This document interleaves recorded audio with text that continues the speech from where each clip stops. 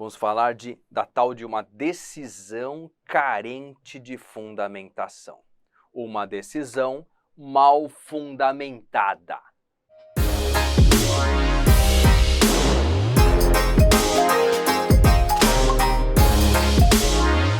Uma decisão que não é considerada bem fundamentada, é uma decisão carente de fundamentação.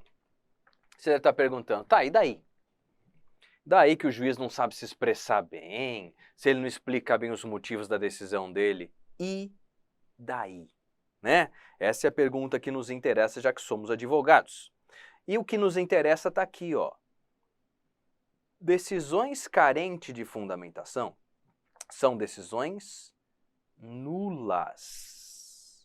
564, inciso 5 do CPP. Decisão carente de fundamentação é decisão nula. Decisão nula significa que ela não vale. Significa que você, advogado, consegue anular aquela decisão e os efeitos dela.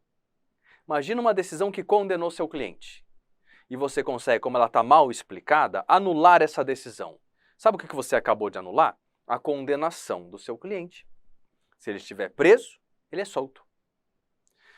Vamos supor que você consegue anular uma decisão intermediária 6 anos depois no tribunal, com base no que eu vou te ensinar agora.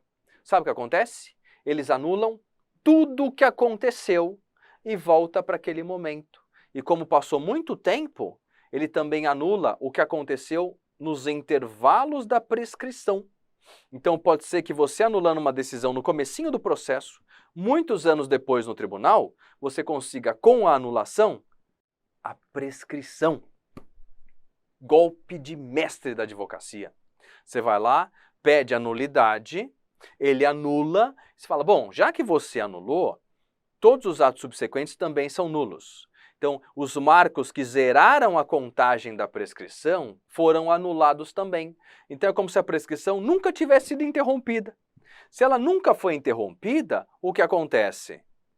Prescreveu. Tá bom? Então, como que você, na prova da OAB, vai se posicionar para descobrir se uma decisão ela é carente de fundamentação ou não? Vamos lá. Estamos, pessoal, no artigo 315 do CPP. O 315 do CPP diz: não se considera fundamentada qualquer decisão judicial, tanto faz se ela é interlocutória, se é uma sentença ou um acórdão de tribunal, tanto faz. Nenhuma delas irá se sustentar se ela for carente de fundamentação. Agora, vamos traduzir para o português bem popularzão. Vamos lá. Do que eu estou falando aqui? Juízes proferem decisões. As decisões desses caras são escritas. Então a gente consegue ler o que o cara escreveu. Quando ele decide A, ele precisa explicar por quê. Quando ele decide B, ele precisa explicar por quê. Então a decisão dele precisa ser motivada, bem fundamentada. Porque senão a gente consegue anular o que aquele cara decidiu. E olha que legal o 315, que ainda foi pouco explorado pelo examinador, por isso que eu acho que ele vem no 37. Dá uma olhada. Decisões que são ruins, carentes de fundamentação. 1. Aquela que se limita a indicar o artigo ou copiar o texto da lei. O juiz fala, decreto a prisão preventiva. Nos termos do 312 do CPP. E para. Você fala, quê? Quando você recebe lá o mandado de prisão contra o seu cliente, você fala, quê? Deixa eu dar uma olhada no decreto de prisão. Você pega a decisão do juiz. Decreto a prisão preventiva nos termos do 312. Aí você corre aqui para o 315 e fala, olha, o juiz, ele se limitou a indicar um artigo. Logo, a decisão desse cara é nula. Então, o que eu posso fazer como advogado? Eu impetro um habeas corpus pedindo liminar com base na nulidade da decisão dele, usando como fundamento o quê? 315. 1. Só copiou o artigo. É nulo. Eu quero o alvará de soltura. Olha que coisa linda, né? Então, o que mais? Que outros tipos de decisão também são nulas? Quando o juiz usa conceitos jurídicos indeterminados, sem explicar o motivo concreto da sua incidência. Então, o juizão vai lá, fala, decreto a prisão preventiva pela cláusula rebus sic stantibus. Você fala, quê? O que tem a ver isso com a prisão? Então, são conceitos jurídicos indeterminados, que nem têm motivação concreta de uma coisa com a outra. Ou quando o juiz simplesmente repete brocardos jurídicos sem falar do caso concreto. Também temos aqui a possibilidade de anular essa decisão. 3. O juiz invoca motivos que se prestariam a justificar qualquer outra decisão. É o famoso copy-paste, né? Então, tem muito isso. Como o juiz não quer decidir toda hora tudo de novo, desdigitar tudo de novo, o que ele faz?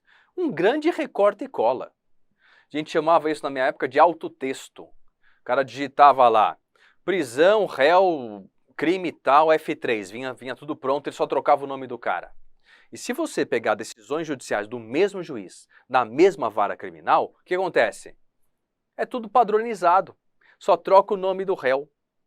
Decisões idênticas. Copy-paste na caruda, tá? Decisões copy-paste são decisões nulas. Por quê? Não é que a gente quer que o cara tenha tendinite, ler e digite de novo. Não é isso. Mas ele não pode usar uma fundamentação para a pessoa A, para a pessoa B. Por quê? Porque esses carinhas que estão sendo presos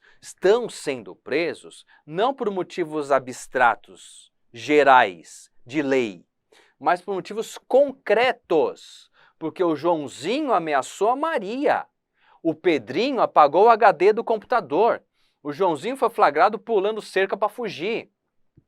Cada um tem uma historinha concreta no mundo naturalístico. Então eu não posso usar uma decisão padronizada que serve para todo mundo, porque cada um está em um contexto concreto diferente. Então, quem é preguiçoso, não sai do plano abstrato para o plano concreto para falar sobre o casinho concreto e se limita a decidir de forma abstrata, geral, tem uma decisão nula. A gente também anula decisões e solta presos com base no 3. Usou copy-paste, a gente anula. 4. Não enfrenta todos os argumentos deduzidos no processo. Não enfrenta todos os argumentos deduzidos no processo. Como assim? Vamos supor, eu chego e falo assim, ó, juiz, pode parar. Esse artigo que o senhor está levantando na audiência, ele é inconstitucional por causa disso. Essa outra decisão sua contraria a Convenção Americana de Direitos Humanos, então é inconvencional por causa daquilo. E aqui no CPP tem esse artigo que permite que meu cliente responda em liberdade. E vem o juiz e fala o seguinte, olha, esse artigo do CPP não tem nada a ver, mantém a prisão. Falei, e os outros argumentos? Então também eu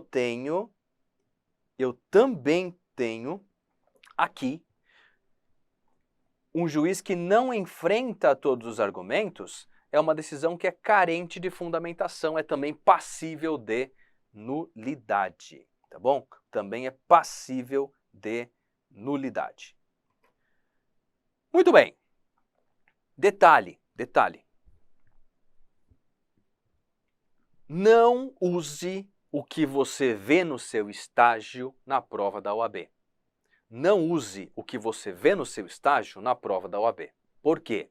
Porque o que você vai responder na prova da OAB é o que a gente chama de resposta deôntica, como direito, como as coisas deveriam ser, e não como elas são. Tá bom? Se você usar o que você vê no dia a dia, você vai errar tudo.